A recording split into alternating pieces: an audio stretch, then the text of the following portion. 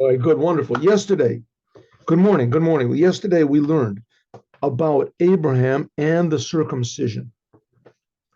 And when Abraham was circumcised, God also changed his name from Avram to Avraham. What could possibly be the significance between these three things? What three things? First of all, circumcision. Second of all, God changing Abraham's name. And third, this was the covenant. This was the agreement, the eternal connection between the Jewish people and God. This is what made the Jewish people eternal. What's the point? What's the whole point of it? And so the Rebbe explains like this. First of all, man and what man does is much, much more important than what we can possibly imagine. In the beginning, we see that one man sinned and that it brought death to the world. And then afterwards, in Noah, one man was good and he basically saved the whole world. He was the only one left. If it wasn't for Noah, there wouldn't be any world today. What's going on over here? Yeah, no. And okay, so then God said, okay, listen, I'm not going to put such a tremendous importance on what man does. I'm not going to destroy man anymore, no matter what he does. But I would still like the world to be fixed up. Came along Abraham and he started fixing up the world. How did he fix up the world? What does it mean to fix up the world? Let's say you could take an old person, a person who's on his deathbed, right? The guy's 120 years old, and he's on his deathbed, and nothing in his body works. His circulatory system, his respiratory system, his endocrine system, his nervous system, nothing works. And comes along a doctor and he says, I can make this person healthy. Well, all you have to do is make a little tiny incision here on his finger or something and let the life come in. And that's it. That's all there is to it. Says, well, that's a pretty amazing doctor. How did he do that? Let's say the doctor even made a bigger thing. The doctor said, I'll make a little incision in my finger and this person will be healthy. He just makes a little incision and he touches the person. All of a sudden, the guy gets healthy and young and all of his systems start working, right? What happens? What's the difference between a healthy person and a not healthy person? What's the difference, right? It's the same person. When he was 20 years old, he was 40 years old, whatever, he was running around, he was talking, he was jumping, he was dancing. At weddings, he was smart. Now all of a sudden he's out of it. He can't understand anything. He can't hear and he can't see and this. What's the difference? The difference is that one has life flowing through him and the other one doesn't have life flowing through him. Either because his vessels don't work, his blood doesn't work. So that's what the world is. The world is basically sick. The world is very sick. The world, we have no idea what the world is supposed to be like. It's supposed to be a place that's very positive. It grows like a field, that's very fertile. So it grows things up and all the plants grow up and they're all producing what they're supposed to produce. And that's life. That's a good life. A farmer has a good produce that grows up. That's wonderful, right? The same thing is supposed to be every person. All the potential in a person is supposed to be revealed. We have no idea how much potential, right? We've said this before. They say, according to science, a person uses 1% of his brain or something like that, 5% of his brain. Well, he uses almost 0% of his soul. Your soul, you only use like in difficult situations once in a while. You go against the grain and you're honest or you're loving or you're. So ideally, there's supposed to be a flow of godliness into the world, a flow of life to make the world healthy and young and productive and real and reveal all of its amazing potential that it has and its soul, right? You get some people, there's some of these great artists or musicians, whatever, and they reveal this tremendous soul power, I heard once a story, I don't know if it's true, they said, this was a famous composer called Beethoven. He was famous, and he wrote a piece that for orchestra, and there was a piece, part of the violin, and the violin couldn't play. It was impossible to play this thing. And the violinist came to him and said, listen, this is impossible. I can't play this. It's too fast. It's all over. He said, I'm talking to God. What do I care about your stupid violin? In other words, he was receiving an inspiration. It was an inspiration. Inspiration is a godly thing. Conscience is a godly thing.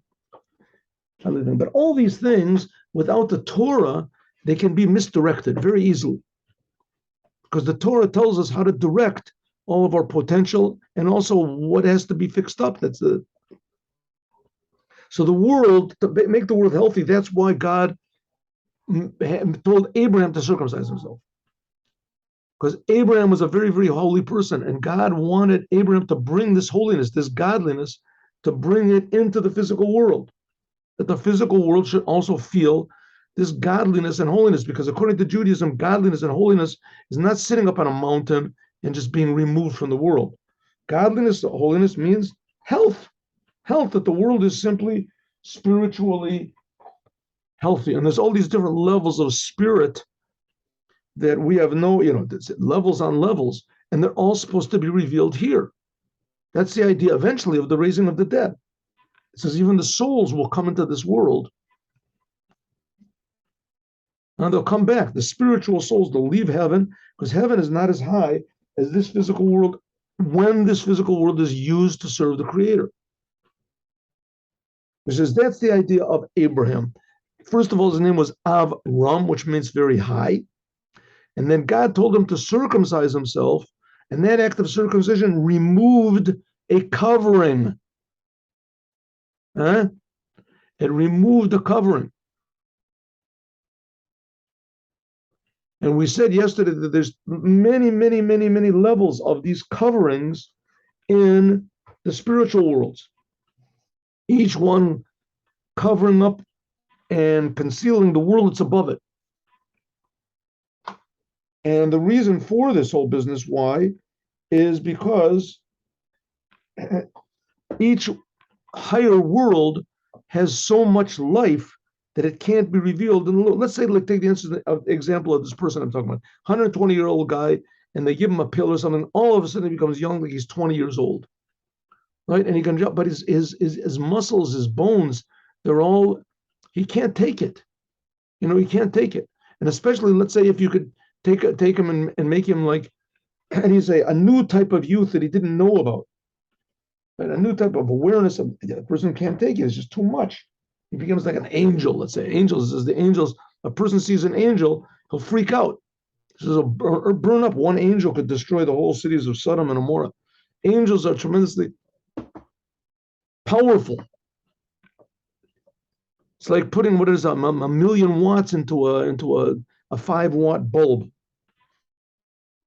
That's from one world to the next. And the next world above that is like 1 billion watts. And then is a 12 trillion watts, whatever.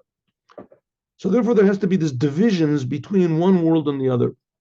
That's nature. That's the way God wants it, nature. But he made the world, he made nature that we should change it. Nature is not necessarily good. And it certainly is not good as it is, even spiritual nature. Even if a person gets to the level where he's learning the Torah and he's at a tremendously, you can't stay at one level. You have to always keep moving. That's lech lecha. We learned that in the Siach of the Rebbe. Okay, here we go. Ready? After that introduction, let's go. So, 1 second. I'm going to jump over here a little bit. Oh, yes? No. No. We're not going to.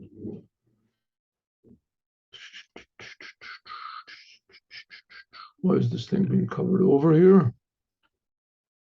I can only go one way. I can't come back. Okay, 1 second. I want to go backwards, and this thing is covering up my. Okay, let me stop the share then.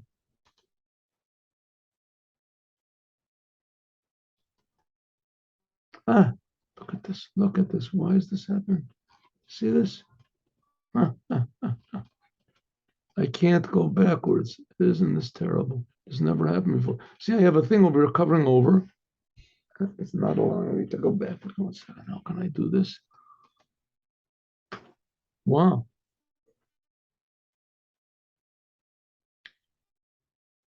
Oh, here we go. Here we go. There we go. Okay.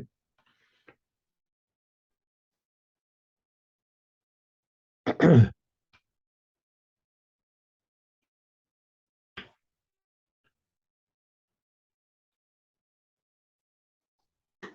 we did this yesterday. Okay, there we go. The Gilu is that this revelation below, this revelation when Abraham circumcised himself and he began to reveal godliness in the world, chashmal. In Hebrew, the word chashmal is used for electricity because there's an alternating current. But chashmal means it comes from the vision, I think it is of Isaiah, that he saw these angels and around them was chashmal saviv.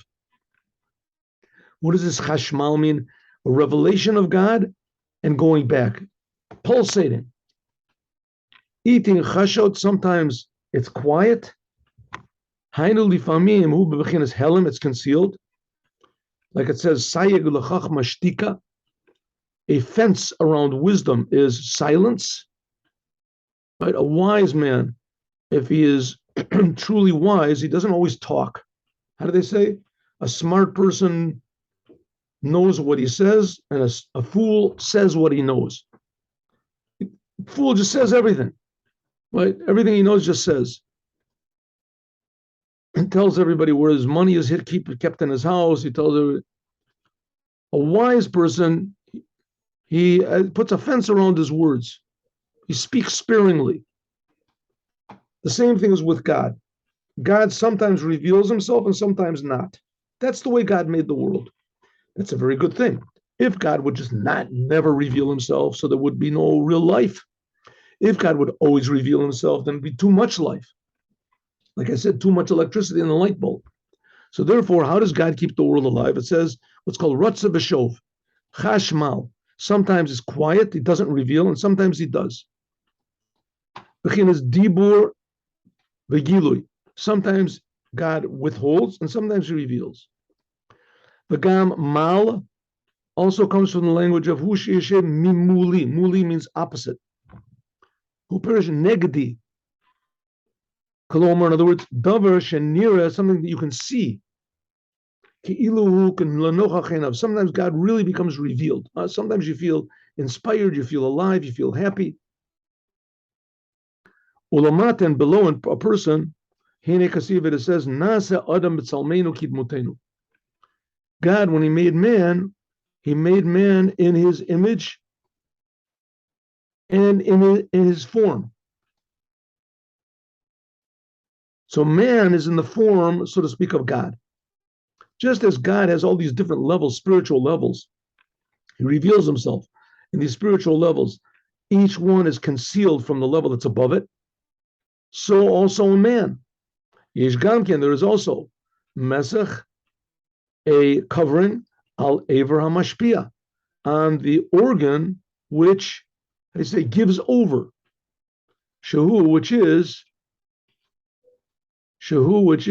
why am I having these troubles with this thing here over here? Huh? Two, which is, here we go.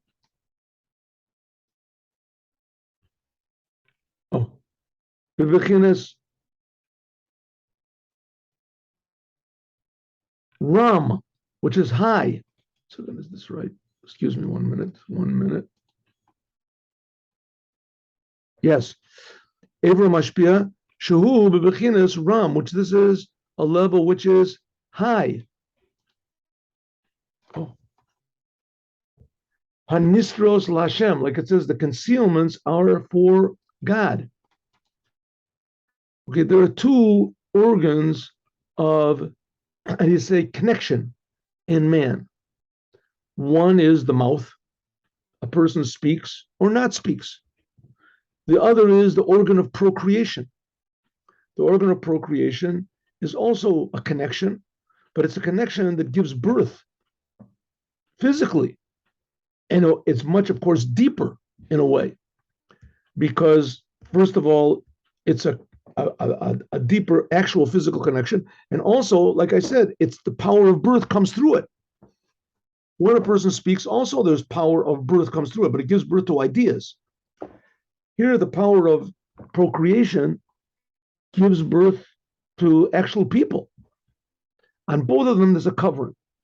The mouth you can close or open. It's part of the human anatomy. On a deeper connection, the organ of procreation, there's a foreskin. So in both cases, it can be concealed or it can be revealed. Well, man is made in the image of God. God also has these two aspects. And the aspect of the mouth usually corresponds to the lowest of the 10 sefirot, which is Malchut.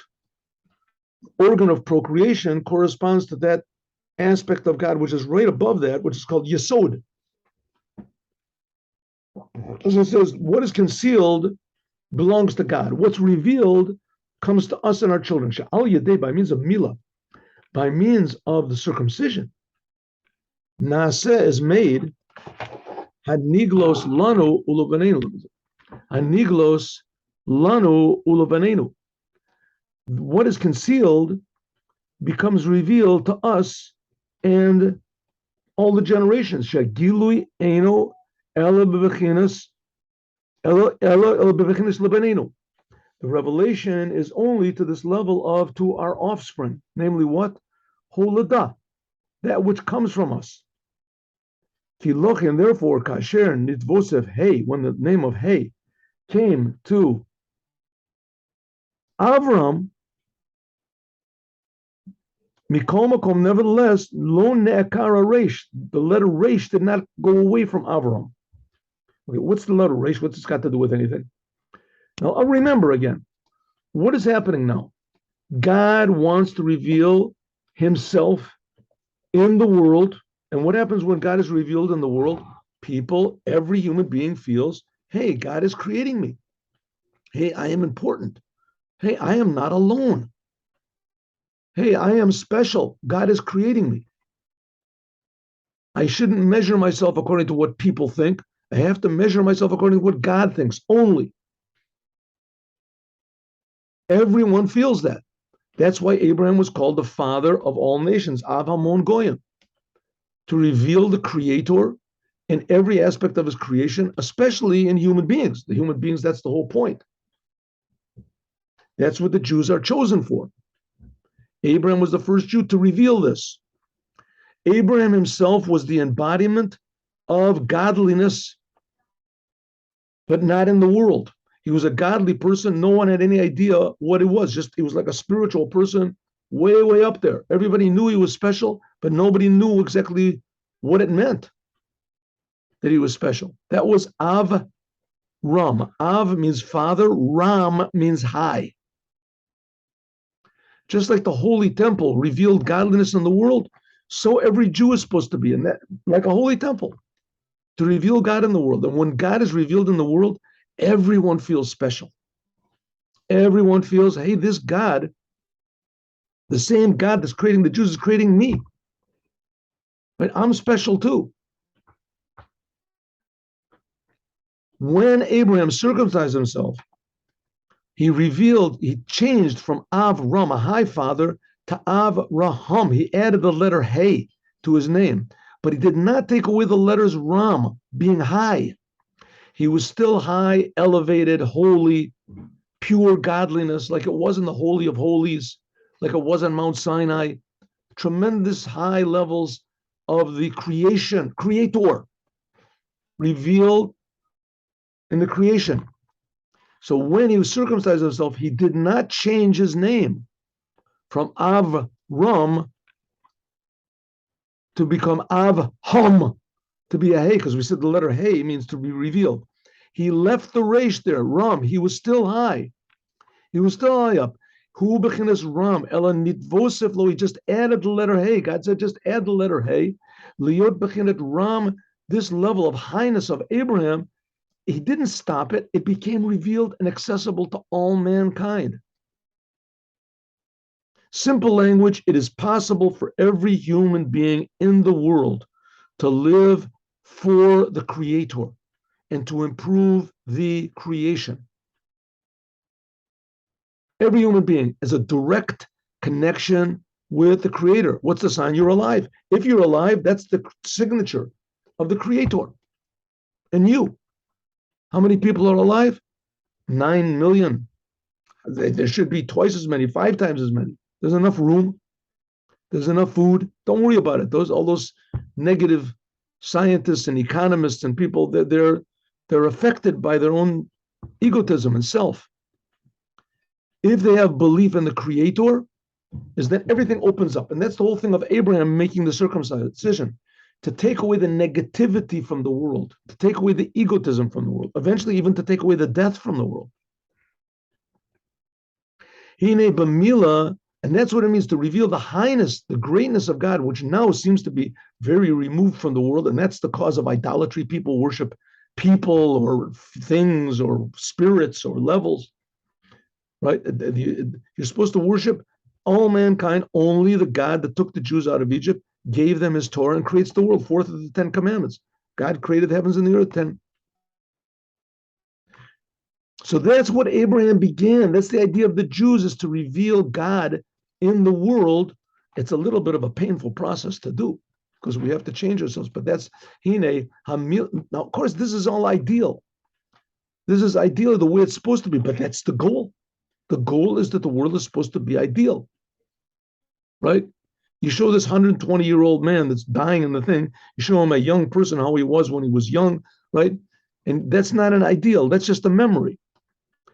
If someone comes in and says, my friend, you can be like this, just think positively. He says, what are you talking about? Doctor, you're crazy. The doctor says, listen, my friend, you know how old I am? He says, I don't know, maybe you're 30. He says, I am 150 years old. What? 150? Come on, doctor, I'll show you my passport. 150 years old. How did you get that? I think positively.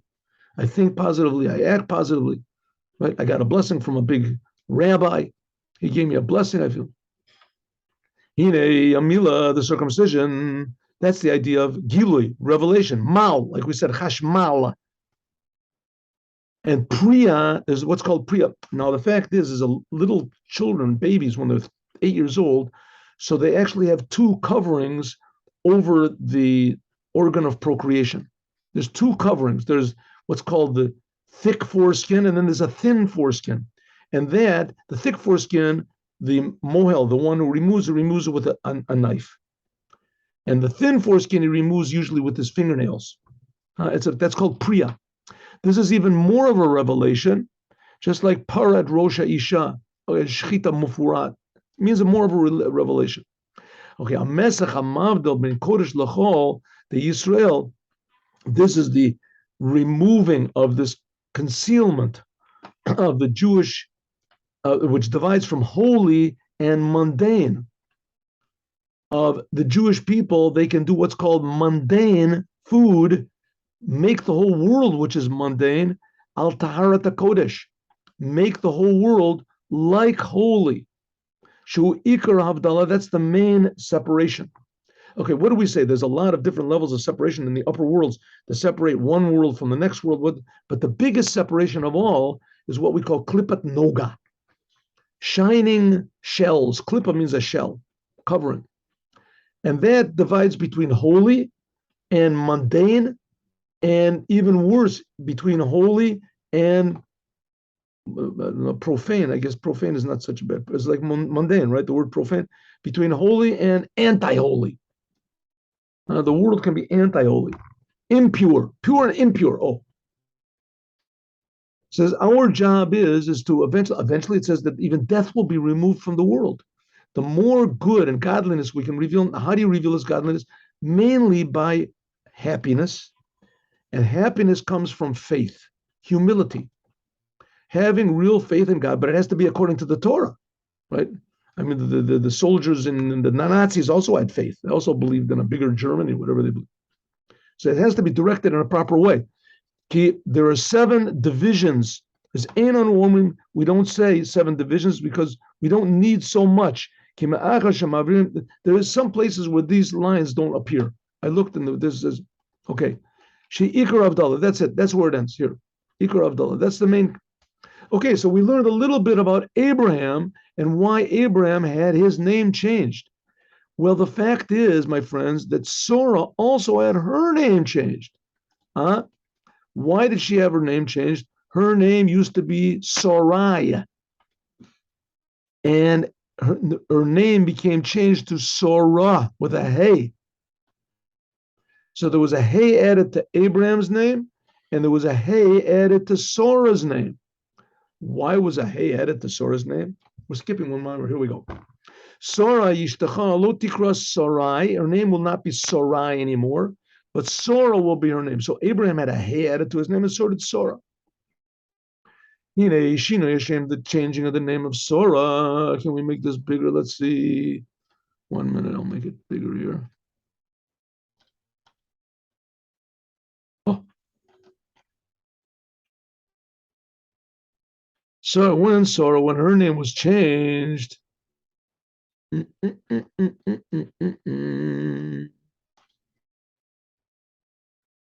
when Sora's name was changed, Sora, this is Liot law that she could give birth.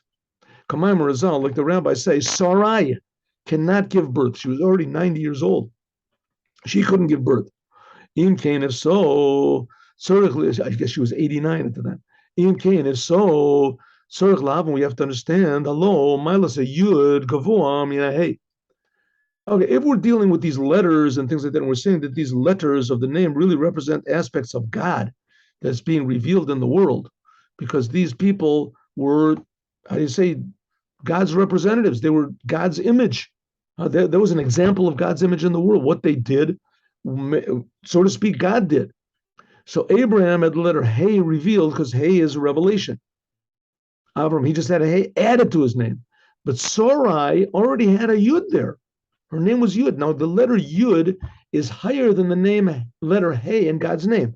God's name is Yud, and then Hey, and then Vav Hey. So what's first is higher. So the first letter of God's name is Yud, because the Yud, that corresponds to what's called Chachma, the highest of the 10 Sfirot, and Hey is a little bit lower. That's the level of Bina. That's a level which is called understanding, which is lower. So Sora, in order to give birth, so she needed more power, right? So she should have just left the Yud there, or maybe added on a Hey or something. With Abraham, just added on a letter. Why did you remove the letter Yud from Sarai? Sarai, the Yud is more powerful. That gives more power to give birth. Why take it away and exchange it for Yud, for a Hey? But notice, it's known that the main birth, it comes from Chachma. This power of Chachma is the power of the Father to give birth. Chachma bechinas ayin. Chachma is this level of ayin. Ayin. Pure, want to call it godliness. Chachma comes from ayin. Listen, the power of giving birth is pretty amazing. That the child grows in the womb of the mother, right? That's fantastic. But the fact that it starts off from nothing, it starts right from nothing. That's even more amazing. Just think about it 1 second. Here you have a little seed. You plant the seed in the ground. The seed develops, the ground develops the seed. That's something like the mother's womb. But the fact that you could take a little tiny seed, which has no color and no smell, no nourishment, minimal nourishment at all, right? And almost no size. And you put it in the ground, all of a sudden it grows this beautiful apple tree that has flowers and fragrance and weighs, who knows, 10 tons, whatever. And it gives shade, and there's colors in it. There's white flowers and fragrance, and there's green leaves, and brown. There's all these things that were not in the seed. They just weren't there. That's like from something to nothing. From nothing to something. Right inside of this, you look and you can break this seed as much as you can. You won't find any red of the apples, any sweetness of an apple, any fragrance of a flower. But the beauty, you ever see an apple tree? It's beauty, right? Beautiful. You see these beautiful white flowers growing on it. Everything is really, and you know that there's those potentials growing, these apples, when you see the apples growing, right? And sometimes you're going to make you cry. It's beautiful. And you look at a seed, if you cry, they should take you to a mental institution. What do you got? What's there in the seed to cry? What's there? If maybe the seed goes into your eye, oh, then it hurts, you cry, right? Somebody throws a seed in. Well, it says the seed is like Chachma. Chachma, that's a pretty big, amazing thing. This Chachma. That's the letter Yud, which is not the case. Bina, that's the letter Hey. This is called Yesh. This is called something. It's pretty miraculous that the ground grows things up, but it's nowhere near as miraculous as the seed itself. You can look at the ground all you want to, it's not going to grow anything. You have to put the seed there. If so, why is it with Sarai that her name was Yud and she had the letter Yud, which that corresponds to the seed, that corresponds to Chachma, as that was more powerful? Why take it away? How can in our case, it's exactly the opposite? God removed the letter Yud from her name, which the Yud, that's the power of Holada, of giving birth. Lokeach mita was taken from her, this power of the Yud, and God put and gave her the letter Hey. I thought that these two people were the examples of godliness in the world. So if so, leave the letter Yud there. You want her to give birth? He says, no, you had to take the letter Hey in order to give birth. Why? So obviously we see there's something we don't understand. Inyan ki Avram and Sora, they correspond to what's called Chachma Iloa v'Chachma Tatoa, what's called God's upper wisdom and lower wisdom. Now, Chachma wisdom is really not a good translation. Wisdom is something you can sort of understand, right? Even though wisdom comes like with experience, so it's sort of not understandable. So that's why it's used wisdom. But Chachma really means life. Life. Chachma techiyet bel, it says Chachma is life. Life is a thing you don't understand. You can't understand life. That's Chachma. Bina means understanding. Bina is an aspect of God that you can understand. Right? Being understanding, you can understand. You can even understand certain aspects of life. But life itself, nobody understands. Nobody knows where it comes from. Nobody knows what exactly it is. I mean, there's all these the theories and things which are not so.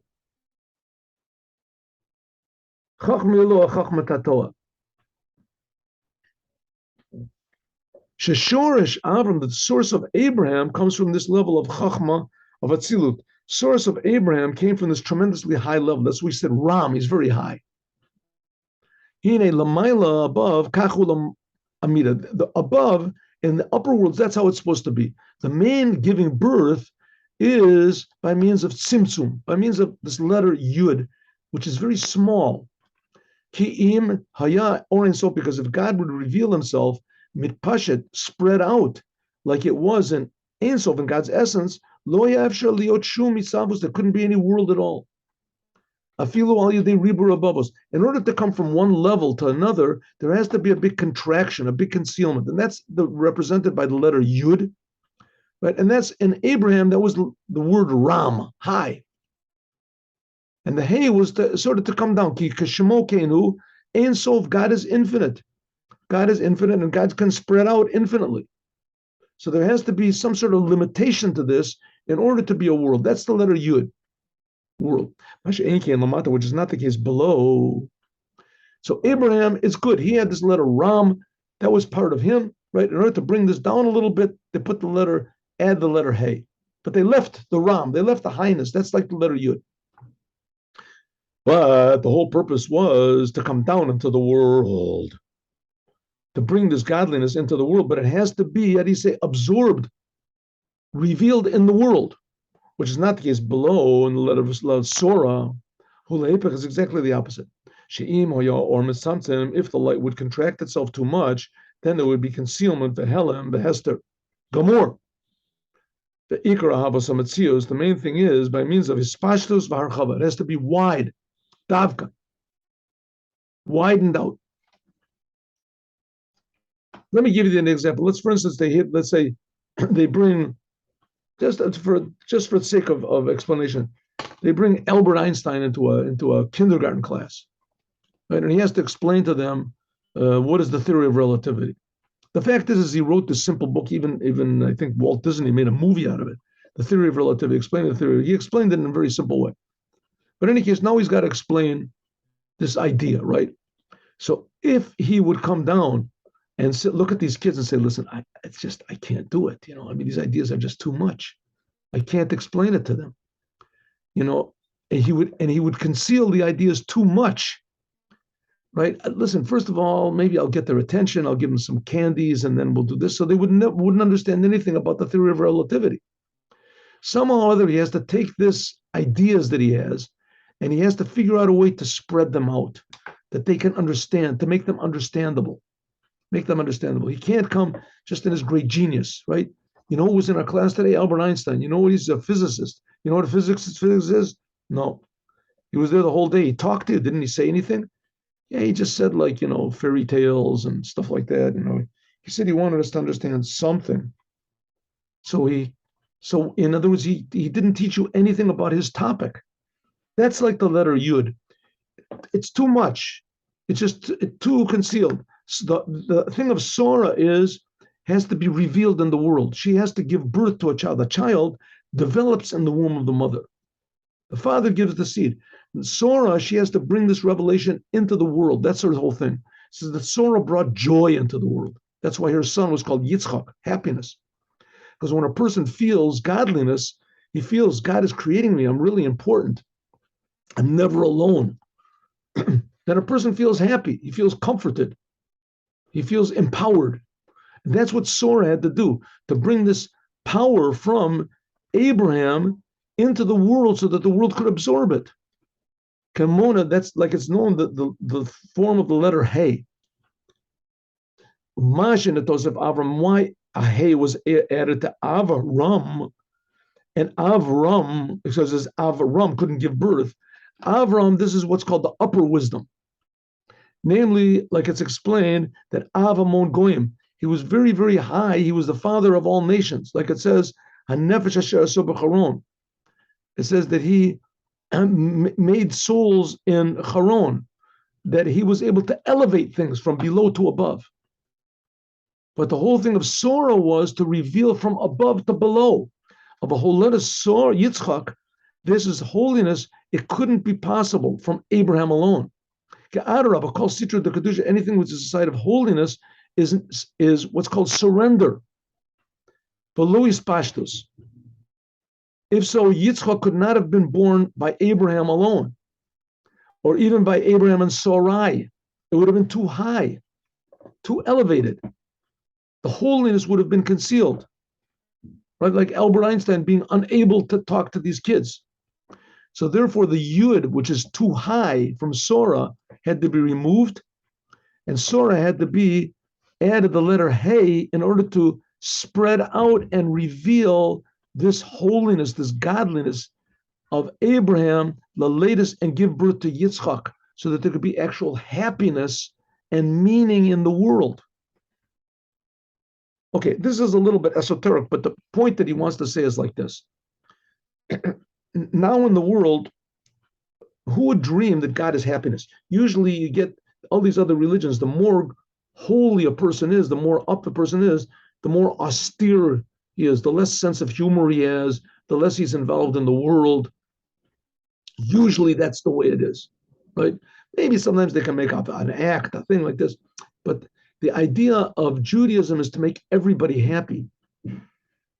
The idea of Judaism is God, to reveal the creator and the reason for creation in the creation. The first person to do this was Abraham. He opened up this revelation by the circumcision. But Sora made it, how do you say, acceptable to the world, that the world would be able to utilize this revelation in day-to-day life and feel that everything, every detail of life comes from God. This is, which basically means there's a lot of challenges in the world. And a lot of people, take the biggest example, marriage. Marriage is a very big challenge. First of all, you have to get along with another person. And then there's children, you have to get along with them. And then you have to feed them. You have a big financial burden. It's a very big problem in the world. I know the Russians have this big problem. The blacks in America, their fathers leave the family. They just leave the family, abandon. Right? So many children are brought up just by a single mother. Why? Because it's too much of a burden. The father doesn't want to have the operation, the obligations. Right? People in America, they don't want to get married, or they get married to these weird marriages that can't give birth to children. Right? Men with men, who knows what's going on nowadays? People change their sex. They're not interested in giving birth to children because they want as little challenge as possible. And the reason is because they don't have the power. They feel alone. And so people don't have power or the happiness or the positiveness to deal with any challenges whatsoever. They think that the big enemy and the big challenge is anyone who's trying to heap on them responsibility.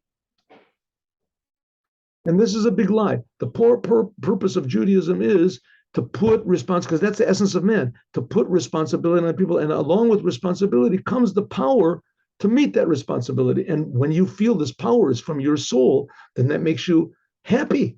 You have more power. You're more alive.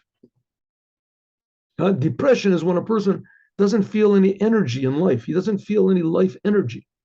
And he takes this lack of energy seriously. I've read a lot of books from Professor Viktor Frankl. The Rebbe, Lubavitcher Rebbe, very much encouraged and recommended him. And these are basically his ideas that he says. Basically, life is much bigger than we are. We're not the controllers of life. And life is responsibility. And from this responsibility comes meaning. And meaning gives a person happiness, gives a person a sense of joy. Joy is something that ensues from this meaning. That's what Abraham brought to the world, that we can actually be responsible and connected to the creator of the universe, the whole entire universe. And Judaism adds something that this professor does not add on, that we can make the creator of the universe happy. And that God's Torah, that is the blueprint of how to do it. That's why it says that Abraham began the 2,000 years of Torah. That's why Abraham was the first Jew. That's the connection of Abraham to the Torah. Happiness, responsibility, power, progress, positivity, challenges, improving the world, improving ourselves, constantly leaving our comfort zone and want to do more for others, for the world, for mankind. That's Abraham, devoted totally to improving the world. Okay, my friends, let's do now the Davar Malchut. Davar Malchut. 1 minute, 1 minute, 1 minute. 1 minute. Here we go. Oh.